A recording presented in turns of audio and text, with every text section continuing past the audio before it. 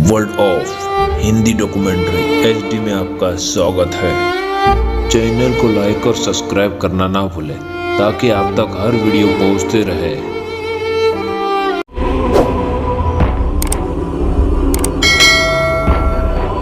Africa के दक्षिणी तट पर डर्बन में क्वाजुलू नटाल के किनारे पर एक क्षतिग्रस्त जहाज चट्टानों और लगूनों के बीच फंसा पड़ा है।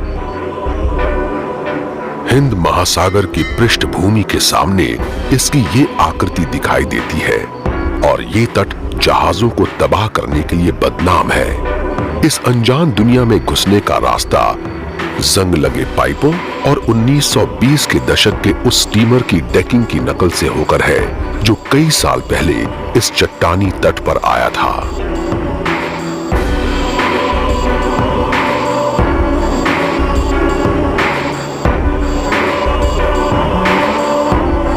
इसमें उशाका सी वर्ल्ड भी है जो अफ्रीका का सबसे बड़ा मरीन थीम पार्क है और ये दुनिया के 5 सबसे बड़े एक्वेरियम्स में से एक है जहां विज्ञान को अब तक मालूम समुद्री प्रजातियों का लगभग 6वां हिस्सा मौजूद है।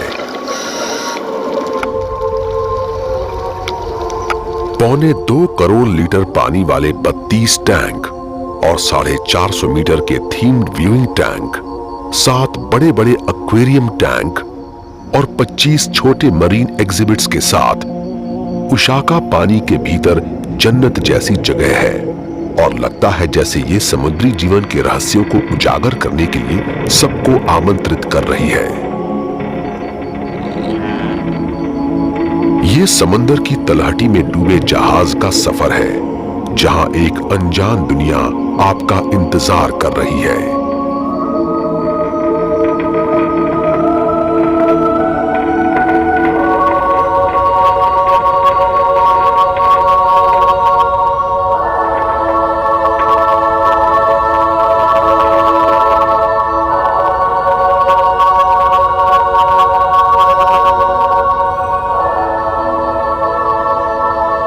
समंदर की सतह के नीचे एक बिल्कुल अलग किस्म का जीवन मौजूद है जो काफी गहरे पानी में छिपा हुआ है।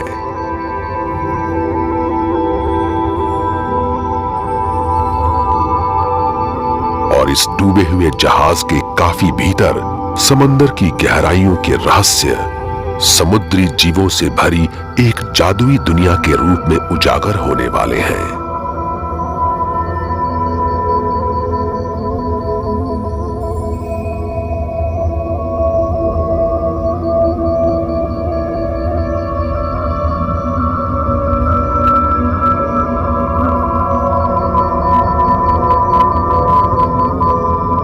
उशाका आने वाले लोग डूबे हुए जहाज की भूल भुलैया में घूमते हुए गहराइयों में ठीक वैसे ही जा सकते हैं जैसे पुराने जमाने के निडर खोजी जाते थे।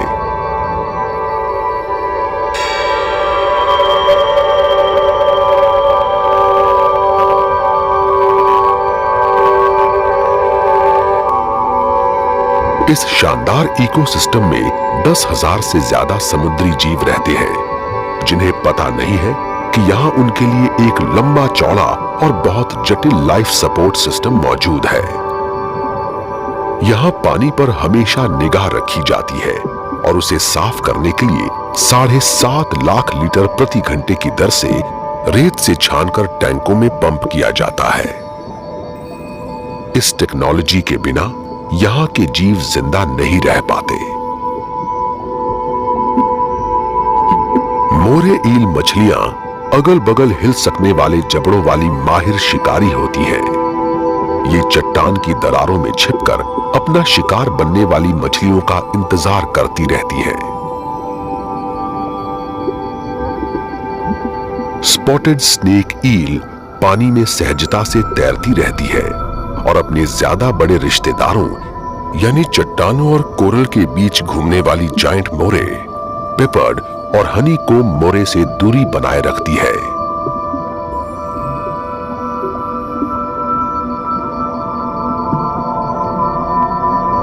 माहौल में खूबसूरती से घुले मिले हुए इन शिकारियों के सुई जैसे पैने दांतों और ताकतवर जबड़ों से शायद ही कुछ बच पाता है।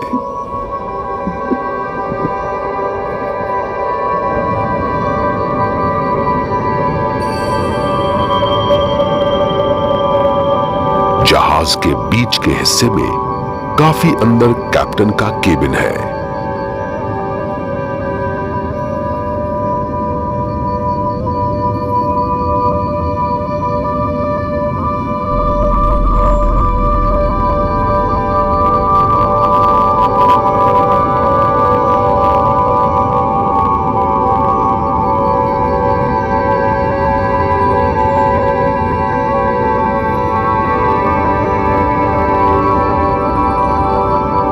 लेकिन अब यहां कुछ दूसरे जीवों ने कब्जा कर लिया है।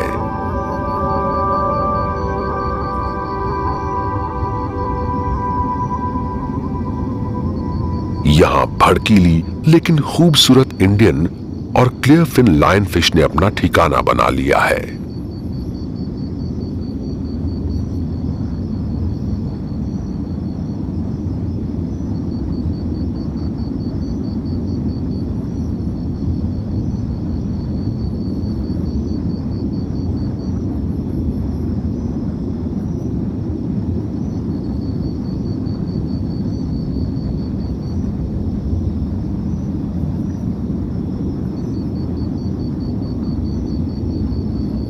पैने कांटों और चमकीले रंगों से लैस ये मछली दूसरे शिकारियों को यह चेतावनी देती है कि हम जहरीले हैं, हमें खाने की कोशिश जानलेवा हो सकती है।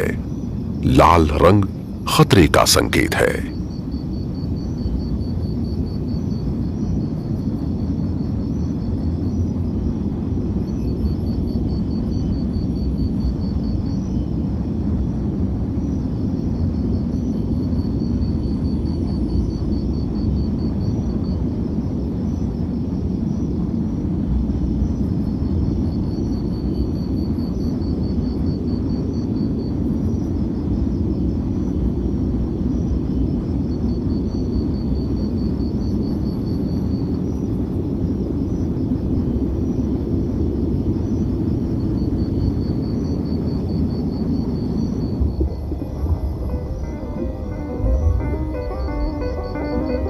नन्ही स्ट्राइप्ड ईल कैटफिश गोल आकार के घने झुंडों में रहती है ताकि अपना शिकार ढूंढने के लिए रीफ के आसपास तैरते समय ये खुद बड़े शिकारियों से सुरक्षित रहे।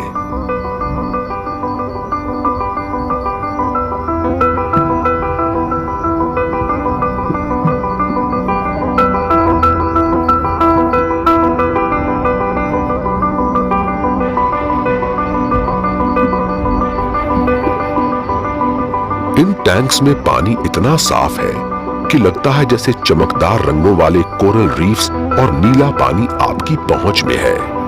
इनसे इस बिल्कुल समंदर जैसे माहौल का बखूबी जायजा लिया जा सकता है।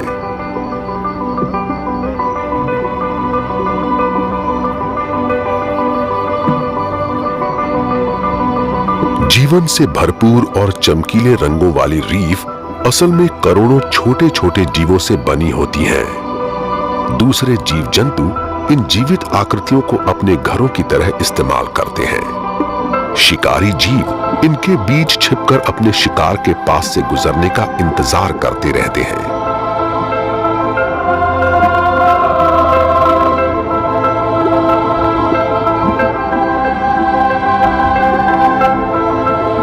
जहाज का वॉकवे समंदर के इन अजूबों को देखने के लिए बिल्कुल सही जगह है और ये सुरक्षित भी है। आमतौर पर सिर्फ पानी के भीतर रहने वाली मछलियों को ही ये शानदार नजारा देखने का मौका मिलता है।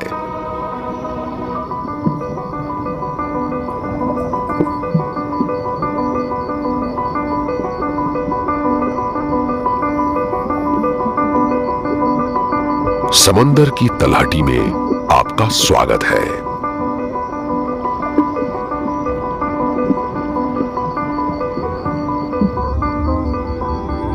जहाज के भीतर रास्ता और आगे बढ़ता हुआ समंदर के विभिन्न स्तरों से होकर गुजरता है।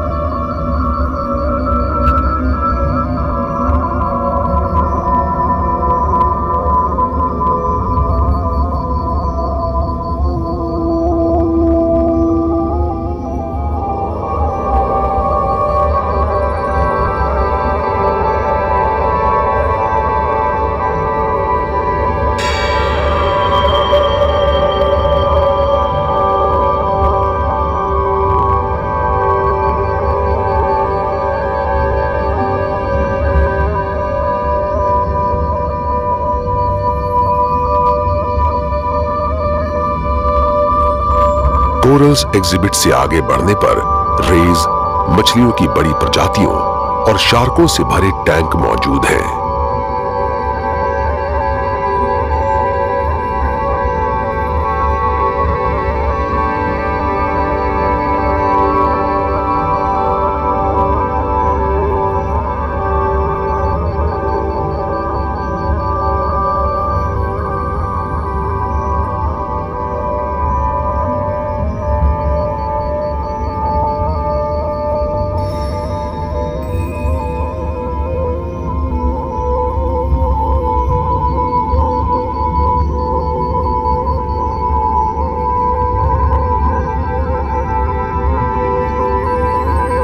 जहाज का ये सफर इसकी अलग अलग मंजिलों से होते हुए आपको धीरे धीरे समंदर की गहराइयों में आगे ले जाता है और रोमांच का एहसास लगातार बढ़ता जाता है। जहाज में काफी भीतर शीशे के धुंधले पोर्ट होल से देखने पर ओपन ओशन एग्जिबिट वाकई बहुत रहस्यमय लगता है।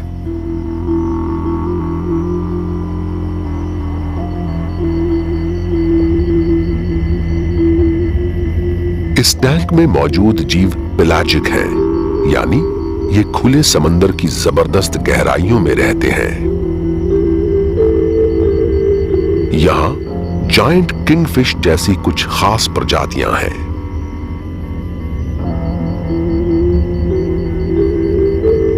ये आमतौर पर बहुत तेज और फुर्तीली तैराक होती हैं और बहुत लंबी दूरियां तय कर सकती हैं। समंदर का पेलाजिक हिस्सा दुनिया में पानी के भीतर का सबसे बड़ा आवास क्षेत्र है। दक्षिण अफ्रीका की तट रेखा पर जीव जंतुओं की भरमार है और यहाँ के मरीन पेलाजिक जोन में छरहरी बैराकूडा जैसी कई प्रजातियां पाई जाती हैं। समंदर की टाइगर कहलाने वाली बैराकूडा वाकई महासागरों में शिकार करने के लिए ही बनी है।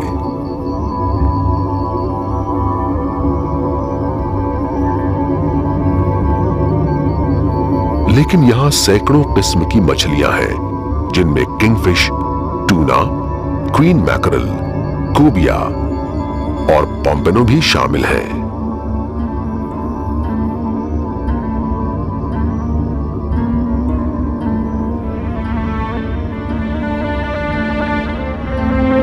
लेकिन इस टैंक में मौजूद तमाम मछलियों में से शायद रेज को देखने में सबसे ज्यादा मजा आता है।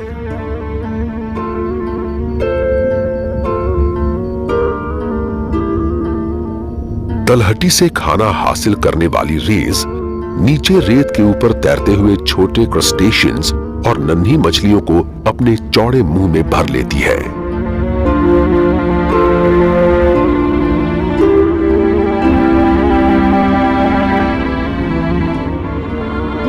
जैसे ये लॉन्ग टेल्ड स्टिंगरे।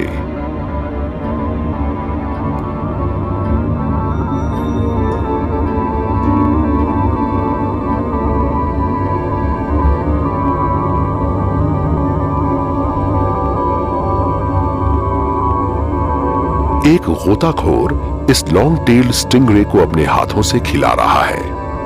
इसे टारगेट फीडिंग कहते हैं, जिसमें हर जीव की अलग पहचान करके उसे खाना दिया जाता है।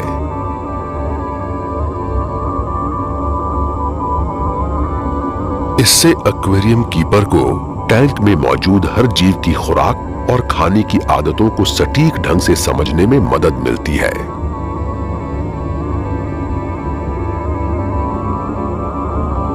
ये स्टिंगरे इस टैंक में किंगफिश और जायंट ट्रिवाली जैसी मछलियों के साथ रहती है, जो समंदर के इसी हिस्से में पाई जाने वाली थ्रेडफिन जैक की रिश्तेदार है।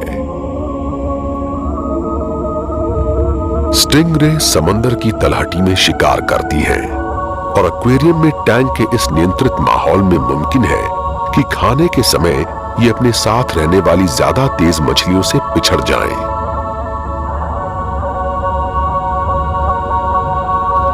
कुदरती माहौल में स्टिंगरे तरह तरह की मछलियों को खाती हैं और यहाँ एक्वेरियम में भी इन्हें वही चीजें दी जाती हैं जो शायद ये खुले समंदर में खाती।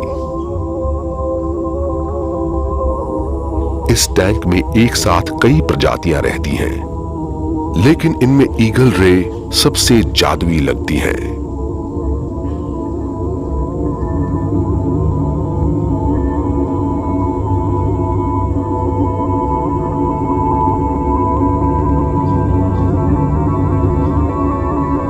दक्षिण अफ्रीका के समंदरों में ईगल रेज की 3 प्रजातियां पाई जाती हैं।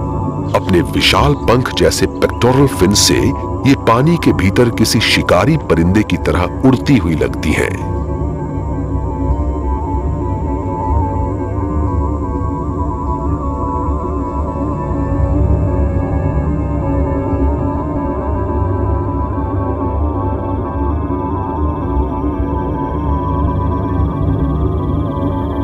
रे इतनी फुर्तीली होती है कि इन्हें अक्सर पानी से हवा में काफी दूर तक उछलते हुए देखा जा सकता है, मानो ये अपने नाम को सच कर दिखाना चाहती हों।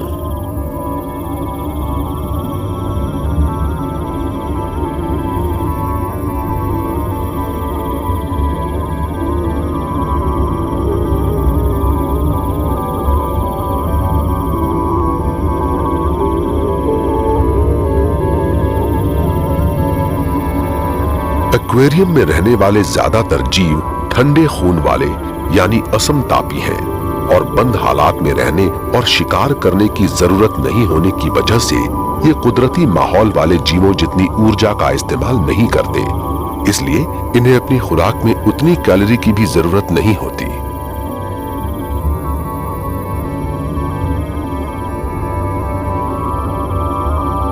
बड़े काले धब्बों से लैस खूबसूरत टलैंग क्वीन फिश बहुत तेज है और ये जबरदस्त शिकारी मछली तलहटी के पास रहने वाली छोटी मछलियों, केकड़ों और स्क्विड को अपनी खुराक बनाती हैं।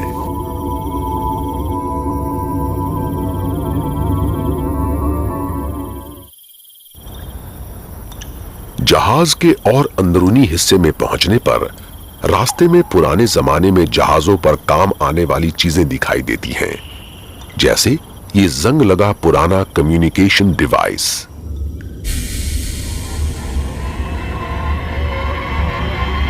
हवा के मुकाबले पानी में आवाज 4 गुना ज्यादा तेजी से आगे बढ़ती है, लेकिन पुराने जमाने में कोई इमरजेंसी होने पर नाविकों के पास बस यही उपाय होता था।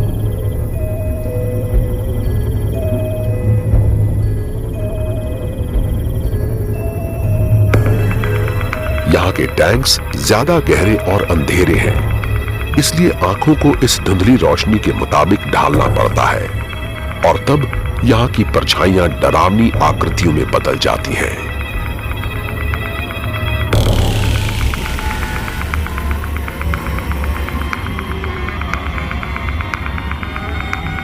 अचानक आपको शीशे की मोटी दीवार के सामने समंदर के कुछ सबसे डरावने शिकारी जीव नजर आते हैं, इतने करीब कि आप उन्हें छू सकें।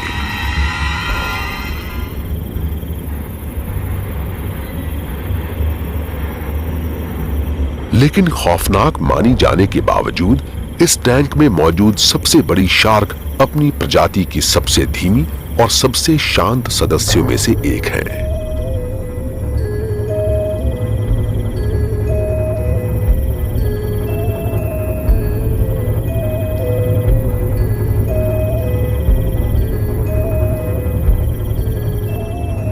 दक्षिण अफ्रीका का तट शार्कों के लिए बदनाम है। उशाका में दक्षिणी गोलार्ध का सबसे बड़ा शार्क संग्रह है।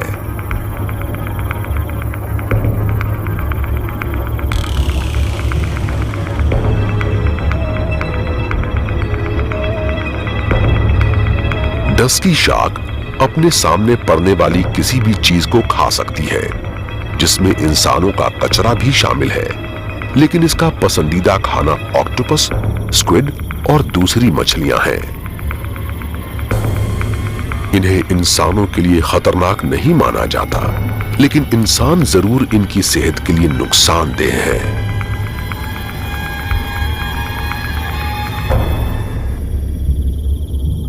रैगड टूथ शार्क देखने में खौफनाक लगती है।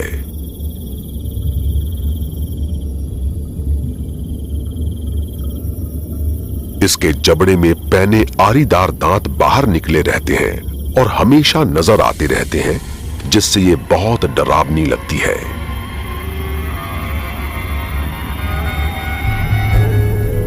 ये शार्क रात को शिकार करना पसंद करती है और इसे लजीज रे मछलियों को खाना अच्छा लगता है।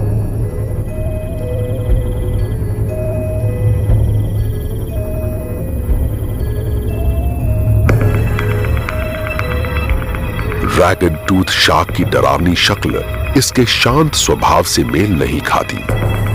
ज्यादा उकसाने या खतरा महसूस होने पर ही ये हमला करने में अपनी ताकत लगाती हैं।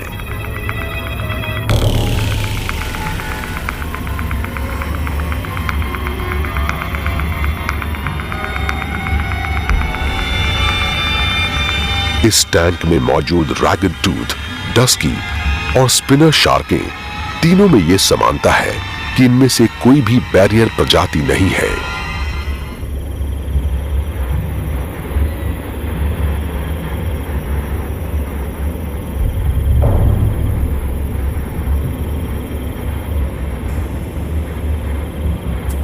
ये समंदर के गहरे हिस्सों में रहती हैं और सबसे बड़ी बात यह है कि ये एक दूसरे को शिकार नहीं बनाती, और अगर इंसान इनके गहरे इलाकों में नहीं जाए तो उनसे शायद ही कभी इनका सामना होता है।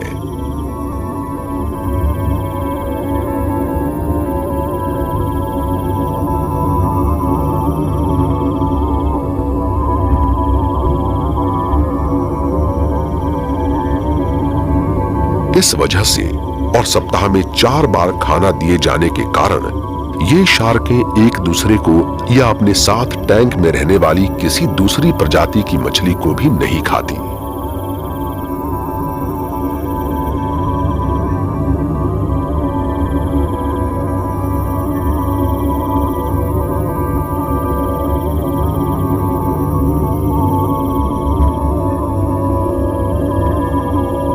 विशाल ब्रिंडल बैस दुनिया में रीफ में रहने वाली सबसे बड़ी मछली है, जिसका वजन 400 किलोग्राम तक हो सकता है। कुदरती माहौल में ये अक्सर डूबे हुए जहाजों में अपना ठिकाना बनाती है।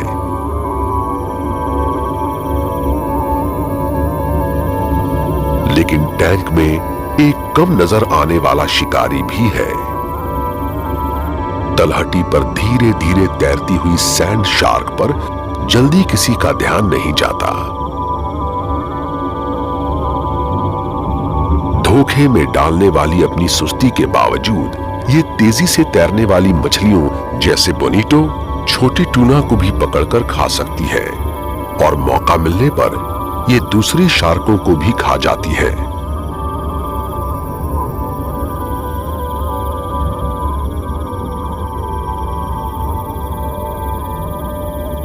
पानी में खामोशी से तैरती शार्कों की खूबसूरती और ताकत को आप यहां बखूबी देख और सराह सकते हैं।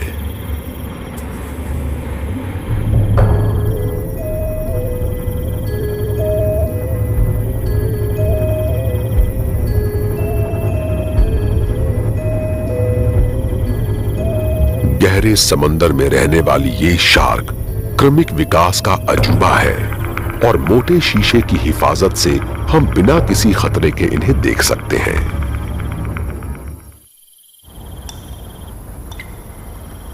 पुराने जमाने की शिपिंग की याद दिलाने वाले जंग लगे मेटल पाइप यहां आने वाले लोगों को और नीचे जहाज के बिल्कुल निचले हिस्से में पहुंचा देते हैं।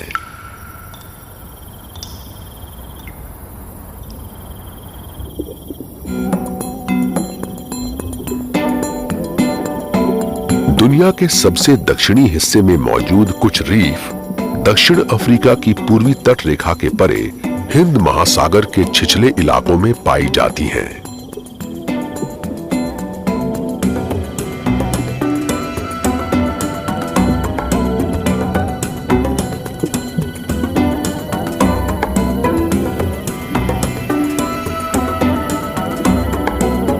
उत्तर से आने वाली एक तेज धारा ट्रॉपिकल इलाके के गुनगुने पानी को इस तट तक पहुंचा देती है, और यहाँ भरपूर धूप की मौजूदगी में पानी में कोरल रीफ के पलने बढ़ने के लिए बिल्कुल सही माहौल बनता है।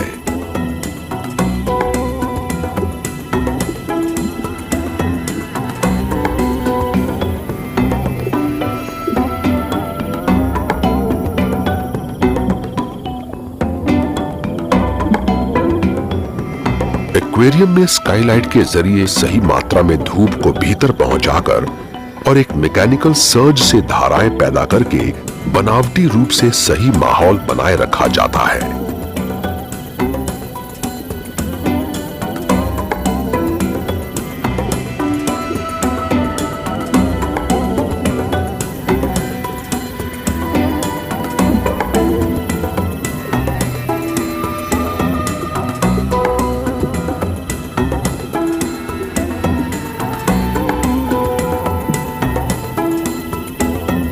जैव विविधता यानी बायोडायवर्सिटी के मामले में कोरल रीफों का मुकाबला सिर्फ वर्षावनों से है और ये दुनिया के एक सबसे अहम इकोसिस्टम का निर्माण करती हैं।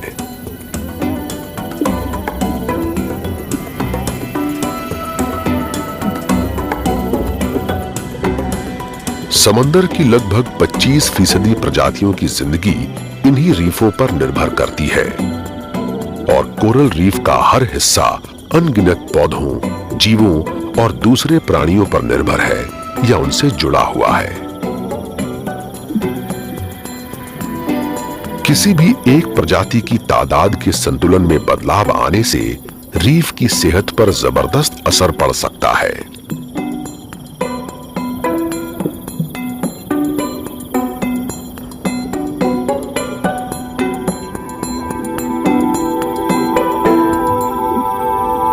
लेकिन कोरल रीफें इंसानों के देखने के लिए एक शानदार कुदरती अजूबा भी उपलब्ध कराती हैं।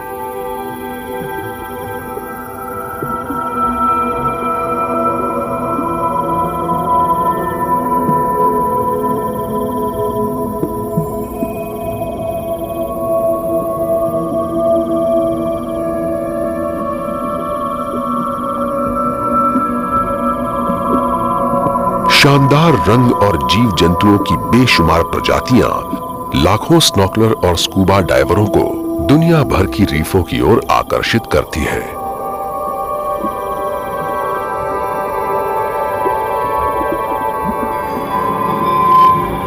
इन रीफों की बनावट में कई खो, गलियां और छिपने की जगहें होती हैं, जिनसे कोरल में रहने वाले बेशुमार जीवों को रहने की सुरक्षित जगह मिलती है।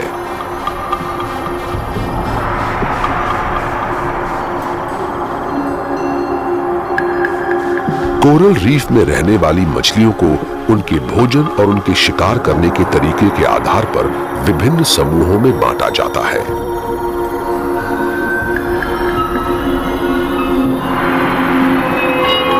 भोजन के आधार पर इनके 5 समूह हैं: डेट्रिटिवोर्स, हर्बीवोर्स, ओमनीवोर्स, कार्निवोर्स और ज़ूप्लैंक्टिवोर्स।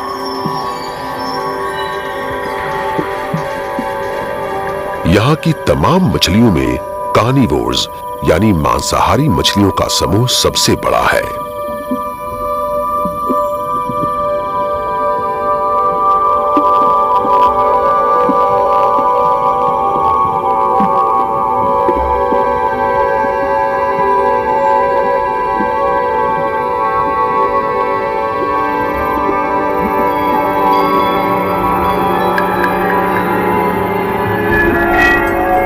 शानदार बटरफ्लाई फिश और एंजल फिश में से कई ग्रेजर हैं जो कोरल पॉलिप, एल्गी और स्पंज खाती हैं।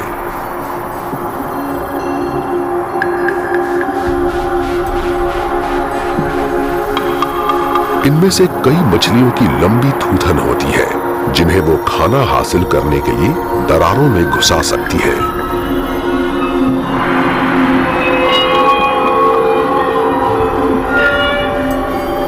और मछली के लिए ये मायने नहीं रखता कि उनका आरामदेह घर किसी रीफ का हिस्सा है या फिर कोई डूबा हुआ जहाज।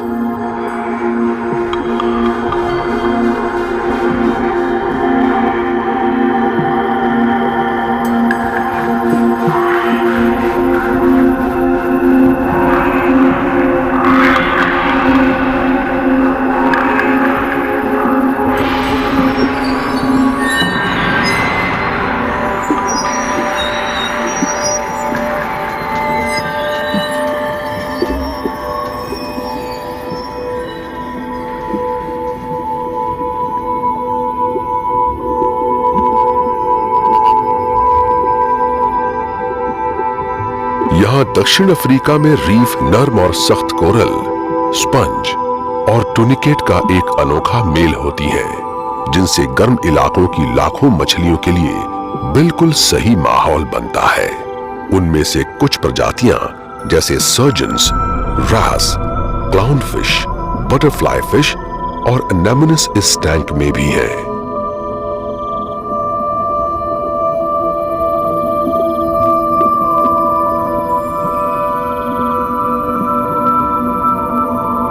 कुछ जीव परस्पर फायदे के लिए कमाल के अनोखे तरीके से दूसरी प्रजातियों से मिलजुल कर रहते हैं,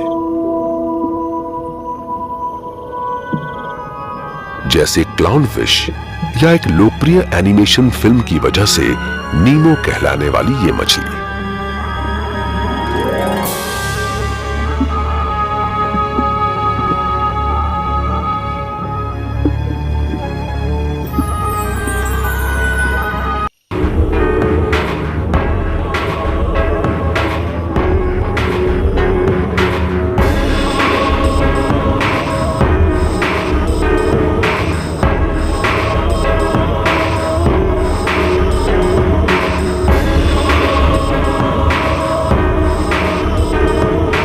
डूबे हुए जहाज के भीतर सोने की सिल्लियों और आभूषणों वाली तिजोरी मौजूद है, लेकिन खूबसूरत रंगों वाली मछलियां इस डूबे हुए खजाने से बेपरवाह हैं। इनकी ज्यादा दिलचस्पी अपने लिए खाना ढूंढने और खुद दूसरे का खाना बनने से बचने में है।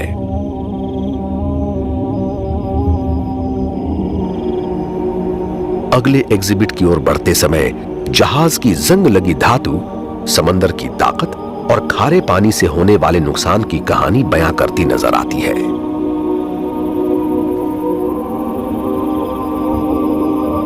हर साल दक्षिण अफ्रीका के तट पर कुदरत का एक अनोखा नजारा देखने को मिलता है। हर साल जाड़े में प्रवास कर रही सार्डीन मछलियों का बड़ा सा झुंड तट के पास जमा हो जाता है। इसकी तुलना सिर्फ पूर्वी अफ्रीका के विल्डबीस्ट माइग्रेशन से की जा सकती है। ये छोटी मछलियां केप के ठंडे पानी से क्वाज़ुलु नटाल के गुनगुने पानी की ओर प्रवास करती हैं।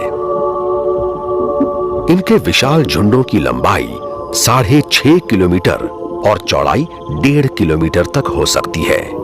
ये झुंड समंदर की सतह से साफ नजर आता है। प्लैंकटन खाने की चाहत और यहां मौजूद ठंडी धारा के कारण ये सार्डीन मछलियां तट और सतह के करीब आ जाती हैं, जिससे ये भूखे शिकारियों का आसान निशाना साबित होती हैं। खतरा महसूस होने पर सार्डीन मछलियां झुंड में इकट्ठा होकर घूमने लगती हैं और इस तरह लगभग 20 मीटर का बड़ा सा चमकीला गोला बन जाता है।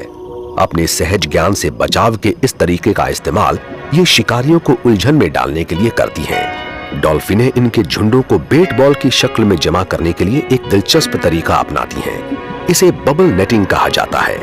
आपसी तालमेल से तैरती हुई डॉल्फिनों की टीम सार्डिनों को नीचे से घेरकर बुलबुले छोड़ना और सीटी बजाना शुरू करती है।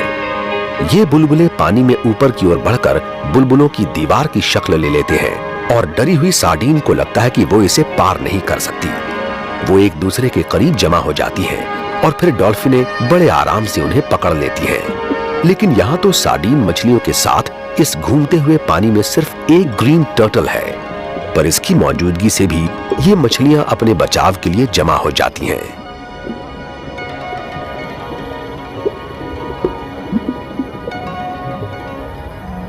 ये एक पुराना सोनार उपकरण है जिसका इस्तेमाल जहाजों पर गहराई की जांच करने और पानी में मौजूद खतरों का पता लगाने के लिए किया जाता था। ये डॉल्फिन जितना कारगर तो नहीं था, लेकिन ये लगभग उन्हीं के तरीके से नाविकों को बताता था कि किस जगह पर चट्टानें हैं। भोजन के रूप में कई जीवों की पसंद होने और बड़ी आसानी से शिकारियों की पकड़ में आने की वजह से सार्डिनों को दूसरे टैंकों में नहीं रखा जा सकता, क्योंकि वहां उन्हें तुरंत शिकार बना लिया जाएगा।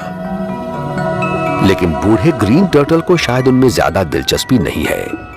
ग्रीन टर्टल बचपन में मांसाहारी हो सकते हैं और उस समय वो कटल फिश खाते हैं, लेकिन इनके जबड़े शाकाहारी भोजन के लिए अनुकूलित हैं और ये समुद्री घास और एल्गी खाकर पेट भरते हैं। ये शायद खोज यात्राओं पर निकलने वाले इंसानों जैसे जीव हैं और प्रजनन की जगहों तक पहुंचने के लिए लगभग 1000 किलोमीटर तक प्रवास करते हैं। फिलहाल इस टैंक में शांति है और ये टर्टल सार्डिनों के झुंड में मची उस खलबली पर कोई ध्यान नहीं देता जो हर बार इसके करीब आने से पैदा होती है।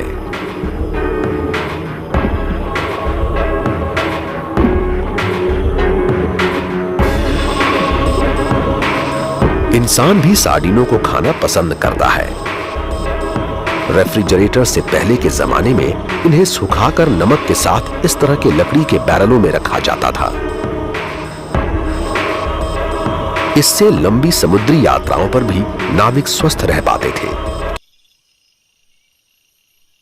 कमी से स्कर्वी होने का खतरा रहता है।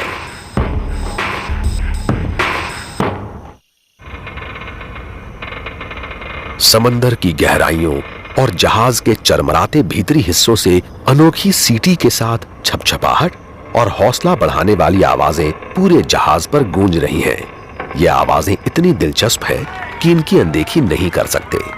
वापस ऊपर धूप की ओर लौटते हुए अभी इस मरीन वंडरलैंड के कुछ और कमाल के नजारे बाकी हैं। एक्वेरियम का सफर बढ़िया धूप और वहां रहने वाली डॉल्फिनों के एक शानदार प्रदर्शन के बिना पूरा नहीं हो सकता और ओसाका में अफ्रीका का सबसे बड़ा डॉल्फिनेरियम है।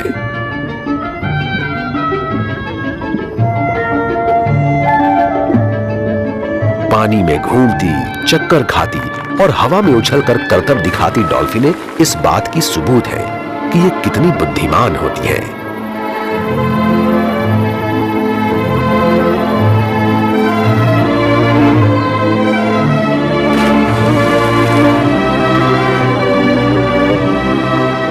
ये और इनकी जबरदस्त ताकत और खूबसूरती किनारे बैठे दर्शकों को सम्मोहित कर लेती है।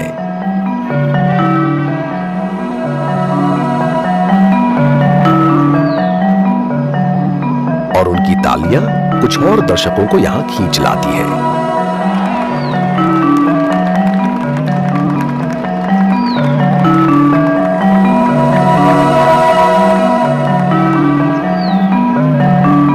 डॉल्फिनों की नजरें भी तेज होती हैं और ये अपनी निगाहों को माहौल के मुताबिक ढाल सकती हैं। इसलिए ये हवा में और पानी के भीतर दोनों जगह अच्छी तरह देख सकती हैं।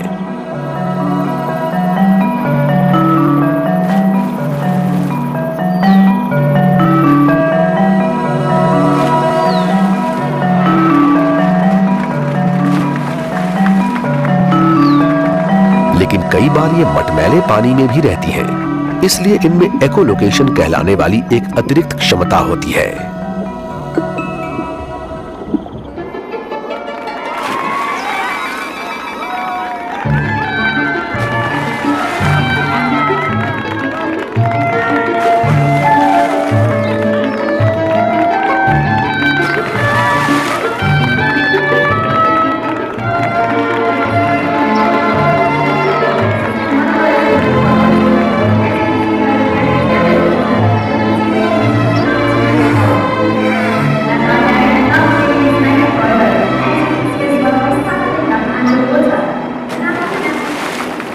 डॉल्फिनें अपनी क्लिक की आवाजों की रफ्तार को कम या ज्यादा कर सकती हैं ताकि उनकी प्रतिध्वनियों को सुन सकें।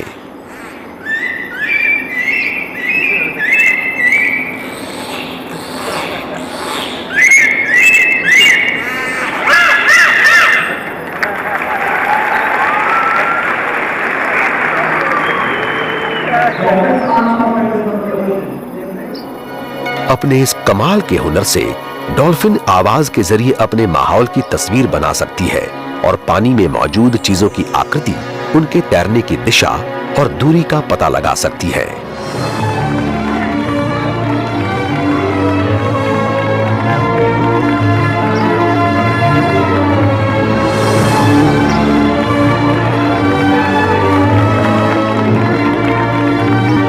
इससे डॉल्फिन को अपने शिकार को देखे बिना भी उन्हें पकड़ने की सहूलियत मिलती है।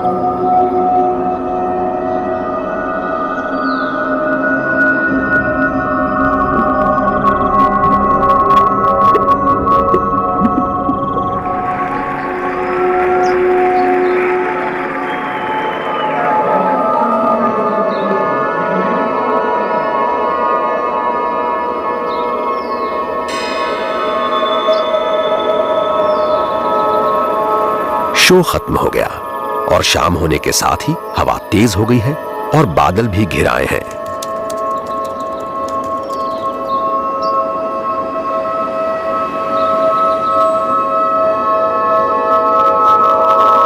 ये भले ही तूफानी रात हो, लेकिन डेक के नीचे रहने वाले सभी जीवों के लिए शांत समंदर और पूरी खामोशी का पक्का इंतजाम है।